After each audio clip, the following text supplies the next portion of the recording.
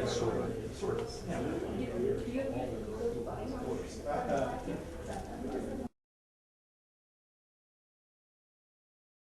All right.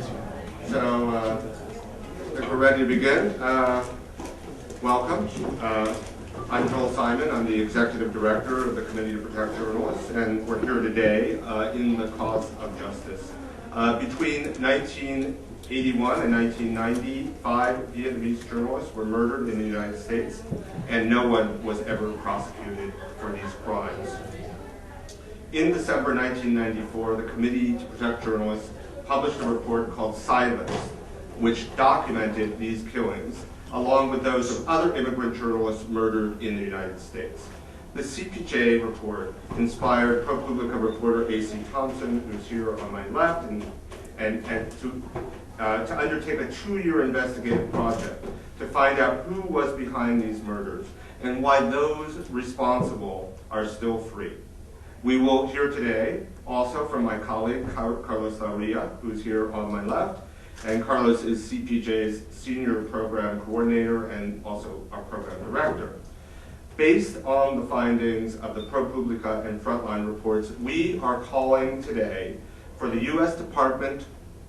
Justice Department to reopen its investigations into the murders of all 5 of these Vietnamese American journalists, and to do all within their power to ensure that justice is done. These killings had a devastating impact on free expression and press freedom within the Vietnamese American community. At a time when the worldwide rate of impunity in the killing of journalists is nearly 90%, the failure to solve these crimes sends a disturbing message that those who seek to silence the press through violence can get away with it, even in a country where the rule of law is strong. The fact that a political death squad is alleged to have operated with impunity in the United States is, of course, a cause for grave concern. This is why we believe that the U.S. Justice Department must give these cases the highest priority and do all within its power to pursue new evidence and deliver justice. Before we hear from Carlos and AC, I'd like to introduce Thu Tan Nguyen, whose father, Dam Phan Nguyen, was murdered in front of his home in Houston, in Texas, in August 1982.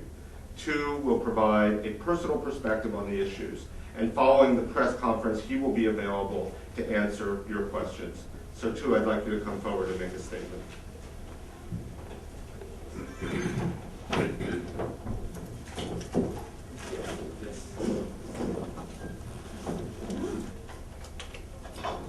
Good afternoon, my name is Thu Tan Nguyen. I spent more than 3 decades thinking my father was wrong for standing up for his beliefs. Refusing to compromise on his journalistic ethics cost him his life. I lost my father, my mentor, my friend. My beloved Vietnamese community lost an unwavering voice, and journalism lost a champion. I'm older now. The anger I had felt at losing my father has evolved into respect. He knew what he was risking. We talked about it. In the time leading up to his murder, we even faced the front mahjong together. They tried bribes, threats, violence. Nothing worked. To him, freedom of the press was sacred. It is why we originally came here from Vietnam. I remember him telling people, I didn't pick journalism. Journalism picked me. He would not back down, and they would not back off. He fought with words. They used bullets. My father's murder and the murder of 4 other Vietnamese American journalists took place between 1981 and 1990. Old news, some may say, not to me, not to my family, and not to all who believe as I do, that this story does not end until the case is reopened and the guilty are brought to justice. When that phone, my father would approve of this gathering with me on the panel of the journalists responsible for shining the lights on a long-forgotten case of Vietnamese American journalist murder right on U.S. soil. Before me are my father's fellow journalists who will hopefully carry the story a bit further down the field. When my father was reporting, we could not imagine the day when Vietnamese came out in the tens of thousands to welcome President Obama in Vietnam. Yet, here we are. The president has visited Hanoi and spoken about human rights, right in the heart of the communist country. It is a new day, except for one thing. The murders of 5 journalists in America have never been solved. Let me be clear. I have come to peace with my father's decision. Still, the day has arrived for the investigation to be reopened and for justice to finally be served. Not just for him, not just for me and my family, but for all those who pursue truth through journalism. Thank you.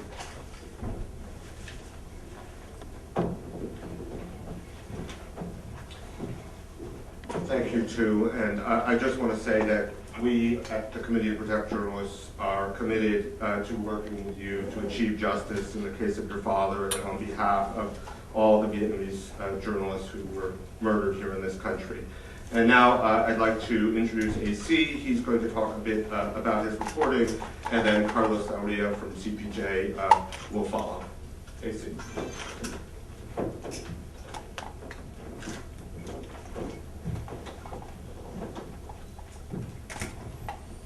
So, hi, and thank you for coming. I'm Adam Clay Thompson. I'm a reporter with ProPublica, and I work as a correspondent producer with the PBS show Frontline.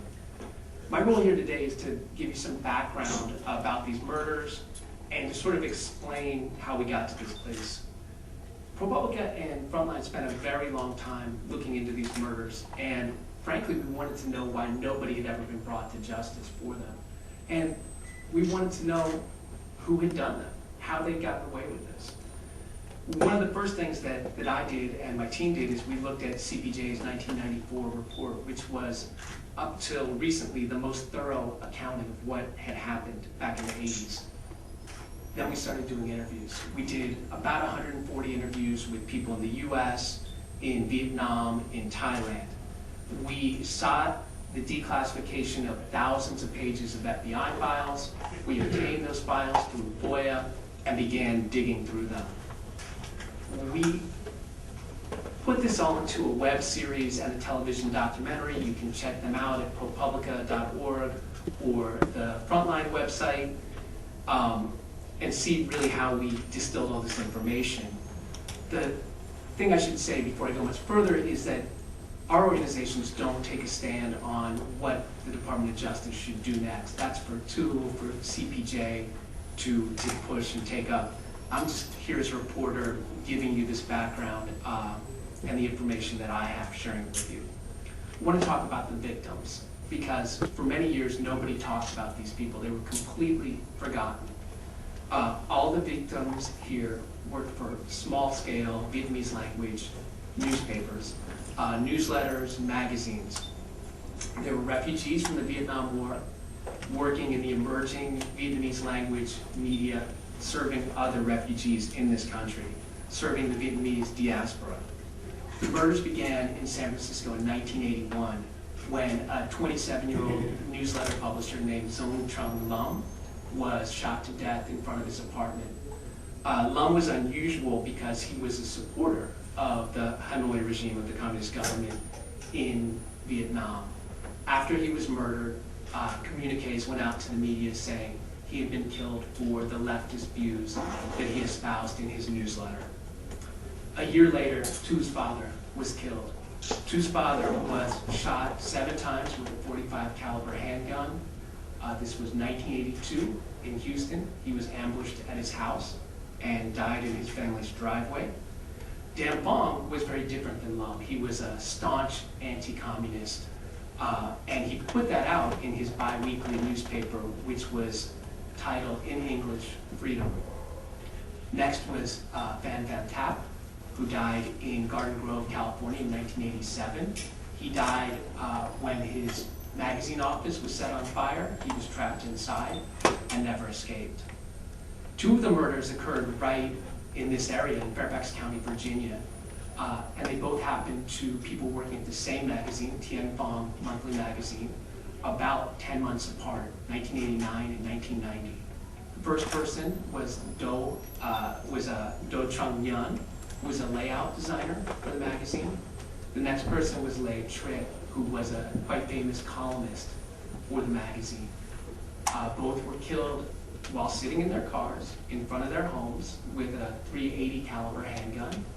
In Mr. Tritt's case, his wife was murdered as well. I should also say that these crimes were part of a wave of harassment and intimidation of Vietnamese American journalists throughout the 80s. So in addition to the crimes that we're talking about, the murders, there were beatings, there were arsons, there were death threats, and there were incidents like what happened to Việt Press in Orange County, where all their advertisers were harassed and intimidated to the point where the newspaper had to shut down. So if you look through the FBI files, there are dozens of these crimes, and the vast bulk of them remain unsolved today. Just what I've just gone through with you, I think you can probably see the similarities here. People getting killed with handguns directly outside their homes or at their offices. Real similar cases. But let me expand on that similarity. It's pretty clear that all these folks were killed because of the work they were doing in the media. These were not crimes of personal passion. They were not crimes about money. They were not routine homicides. In each case, a written communique taking credit for the murder was mailed out. The person had received death threats, or the person's publication had received numerous threats.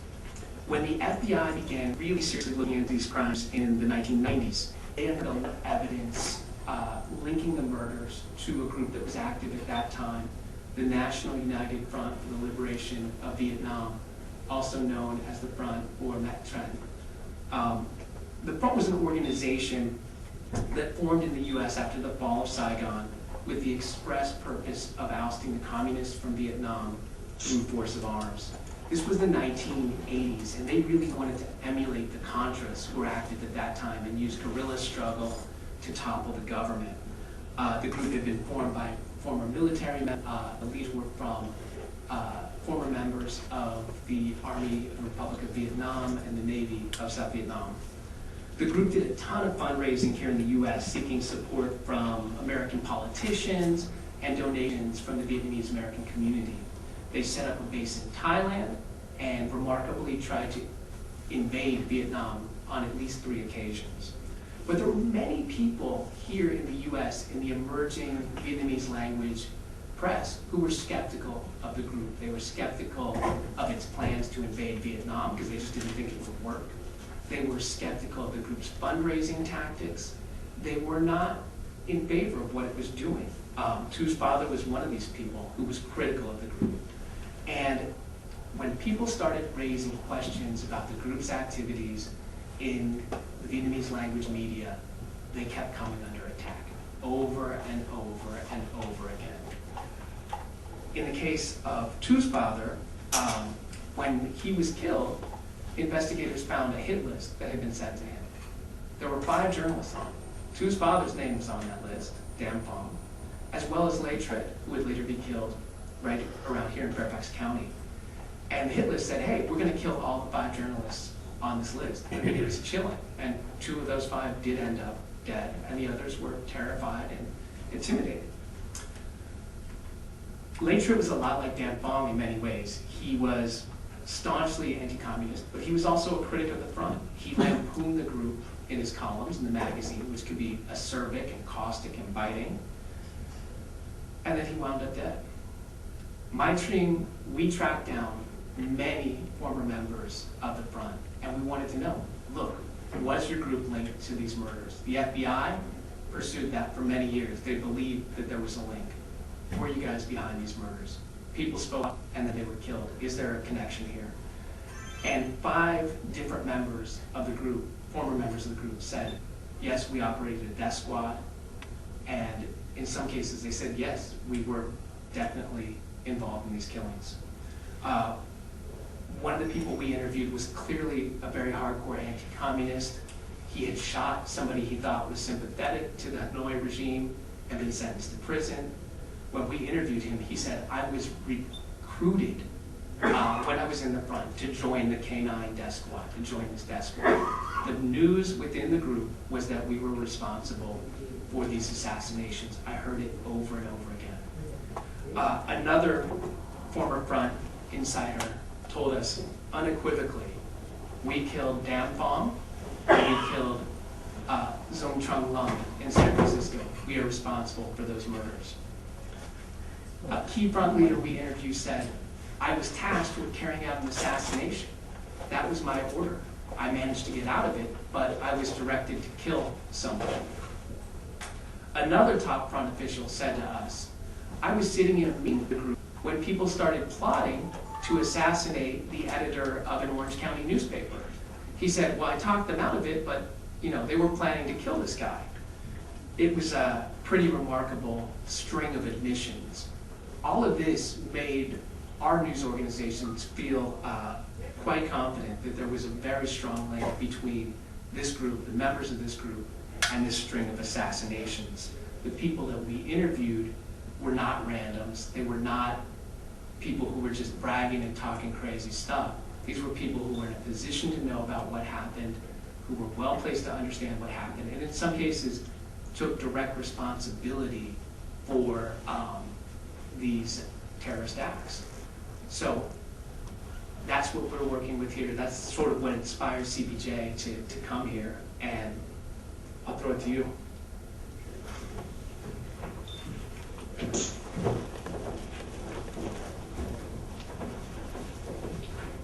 Thank you, AC. Hello all, and thanks for coming. In light of the new evidence uncovered by journalists from ProPublica and Frontline, the Committee to Protect Journalists calls today on the U.S. Department of Justice and the Federal Bureau of Investigation to reopen its investigation into a series of murders of Vietnamese American journalists killed between 1981 and 1990. The 5 journalists, as described before, worked all for small Vietnamese language publications that published articles critical of the National United Front for the Liberation of Vietnam, also known as the Front, or were perceived as sympathetic to the communist government in Vietnam. After all these years, the FBI has been unable to gather enough evidence to pursue prosecutions, and the investigation has remained dormant since the late 1990s. No one has ever been charged for these murders. CPJ believes that the information uncovered by ProPublica Frontline provide new avenues of investigation for law enforcement officials. The allegation that a death squad operated in the United States during that period and murdered critical journalists must give this case the highest priority for U.S. federal investigators. The lack of justice in hundreds of murders of journalists around the world is one of the greatest threats to press freedom today. CPJ has sent a letter to the U.S. Department of Justice urging investigators to reopen the case. We appreciate that the Department of Justice has shown interest in this issue, and we believe that this is a very positive development. We expect to meet them soon to discuss our concerns further. Thank you very much.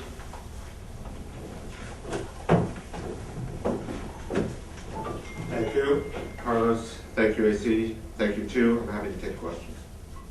Any questions? Yes, please. So you say you're going to approach soon. When will that be done, and what will the method be of approaching DOJ? Oh, we've written a letter. They've received the letter. We are, in principle, we have an agreement to meet. We're working out the dates, and we hope to have it soon. So we're encouraged by that response. Hi, I have a question to Mr. Fu. So you made 16 allegations accusing people and several organizations to support press freedom and human rights. I think including Radio Free Asia and a member of Congress. So my question is that can you explain your allegations and perhaps a link to the murder? And I think that you also include that there's you found about the income of some of the individuals as well. So can you explain that? This is not the venue for that type of question yet. We can take this offline, but those were not allegations, they were facts.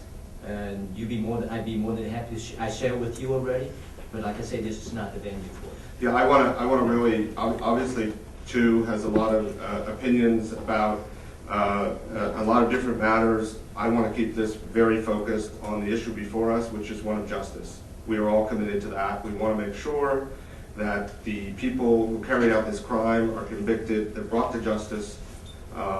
This is an outrage that this has not occurred 35 years after his father was murdered, and that's the message we're here to deliver today. More questions? Yes. May we assume that there haven't been any attempts to intimidate ProPublica or Frontline? No, there have. No, we had to contact the FBI because in the wake of our stories running, people began posting threats, threatening to kill myself and my associate producer online, Tony Wen. So, no, we had to contact the FBI and have them look into that. I want to add something to that. I've been receiving threats, direct threats, emails, and I believe I shared with you, Carlos and AC. Mm-hmm.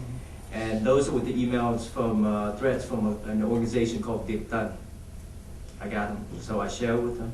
They called me up and told me that I will end up like my father.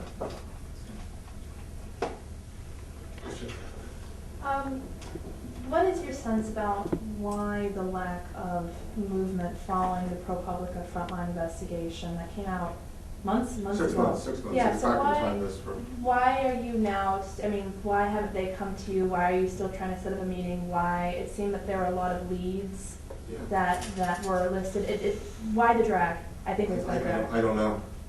I mean, we it took us a little time to kind of get our ducks in a row and reach out to them. I mean, there's a lot of very compelling new information in the report, and so I don't really have an answer to that. That's one of the things I want to talk about. We, from our vantage point as journalists, we see lots of new evidence, lots of new leads. They're the investigators, they're the professionals. We want to understand from their perspective why there hasn't been more aggressive action. Yeah. And if I could ask a follow-up, have you been in contact with any attorneys about about the viability of bringing a court case? Decades after the fact, I know sometimes prosecutors have a higher bar, than journalists for we'll just report the story. So, do you have a sense about that maybe they think that it'll be hard to win? Well, obviously the goal here is to achieve justice and to have sufficient evidence to charge people, indict them, and bring them to trial and convict them. And those are decisions that investigators have to make.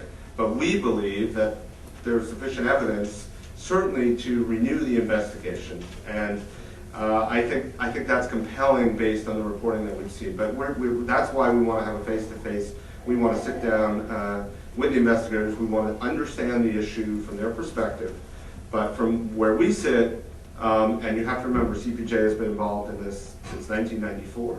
When we first published a report, some of the points and sort of lines of investigations that AC has advanced were first identified in that report.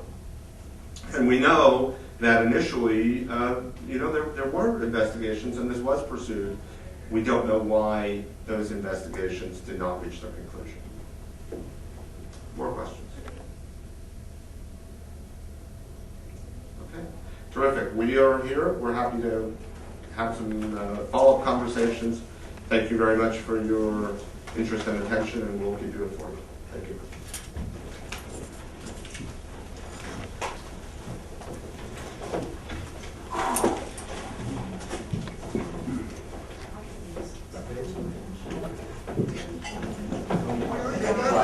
No, I was reading I said the federal. Yeah.